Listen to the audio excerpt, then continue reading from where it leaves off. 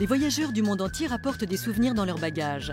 L'importation de certaines marchandises en France est soumise à conditions pour protéger la santé des consommateurs et aussi sauvegarder le patrimoine culturel et environnemental. Contrefaçons, animaux ou végétaux protégés et certaines denrées alimentaires ne peuvent entrer dans l'Union européenne. D'autres produits doivent être déclarés à l'arrivée. Mode d'emploi. Les voyageurs peuvent être tentés de revenir avec dans leur bagage une petite tortue ou une fleur tropicale. Mais attention, certains animaux et végétaux sont strictement interdits à l'importation. De nombreuses espèces sont en effet protégées par un accord international.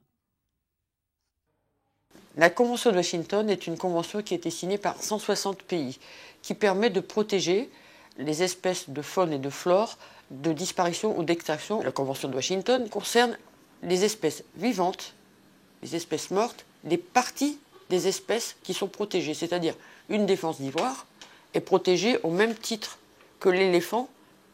Un morceau de corail est protégé au même titre que le corail vivant.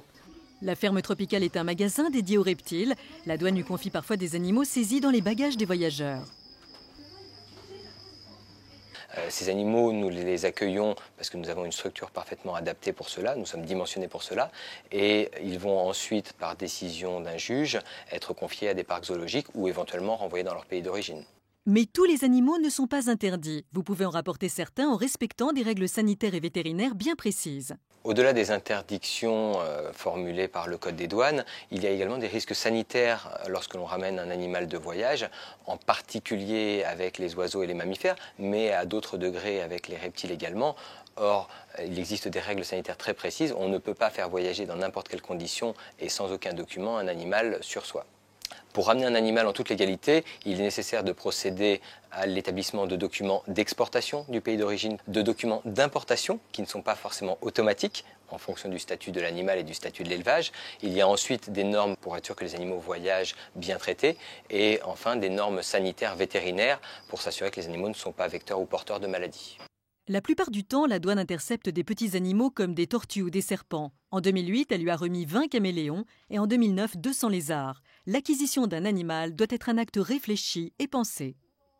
Ramener un animal de voyage acheté sur un souk ou sur un marché ne lui sauvera absolument pas la vie, bien au contraire, et ça risque de poser un certain nombre de problèmes quant à l'installation de ces animaux qui ont toujours des besoins très précis et qui, dans ce cas de figure, ne seront pas des besoins anticipés et en pleine connaissance de cause.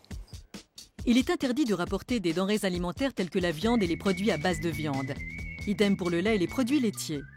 En revanche, on peut rapporter au maximum 2 kg de denrées alimentaires correctement conditionnées et achetées dans un commerce.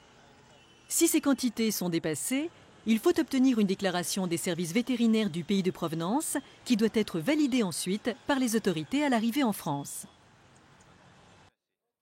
De retour de vacances, les valises sont souvent plus lourdes qu'au moment du départ. Appareils photos, vêtements, bijoux, elles sont remplies d'achats en tout genre. S'il est autorisé de rapporter ces produits de l'étranger, certaines règles sont à respecter. Que doit-on déclarer lors du passage en douane? 2 possibilités s'offrent à vous. Si vous avez effectué des achats dans un pays hors de l'Union européenne pour un montant inférieur à 430 €, il suffit de passer par la file « Rien à déclarer ». Les formalités sont terminées. Si les achats représentent un montant supérieur à 430 €, il faut se présenter à la douane côté marchandises à déclarer pour régler les droits et taxes obligatoires. Par exemple, vous avez acheté une montre d'une valeur de 1 000 €. Vous allez présenter la marchandise au service des douanes appuyé de la facture et la taxation sera effectuée par le service des douanes. Vous paierez l'éventuel droit de douane et la TVA et vous aurez ainsi accompli vos formalités douanières. En tout état de cause, il vaut mieux faire preuve d'honnêteté et se présenter spontanément pour déclarer les marchandises importées. Strictement interdites à l'importation, 7 millions de contrefaçons ont tout de même été saisis par la douane en 2009.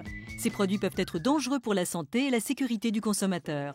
Alors comment reconnaître une contrefaçon? Quels sont les risques?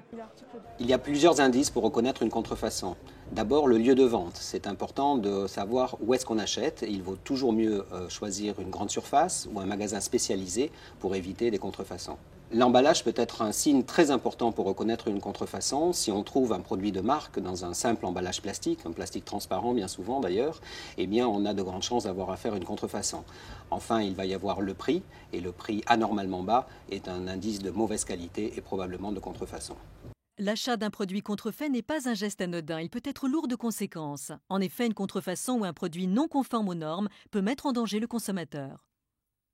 Bien souvent, les normes de fabrication, les normes de sécurité ne sont pas respectées. Les textiles ou les cosmétiques ou les parfums peuvent contenir des produits toxiques, voire des produits cancérigènes. Ça peut être des colorants par exemple.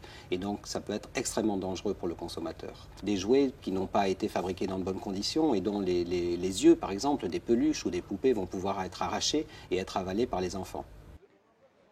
Pour plus d'informations, il existe une application douane pour téléphone portable, Douane FR, et un numéro de téléphone Infodouane Service au 0811 20 44 44.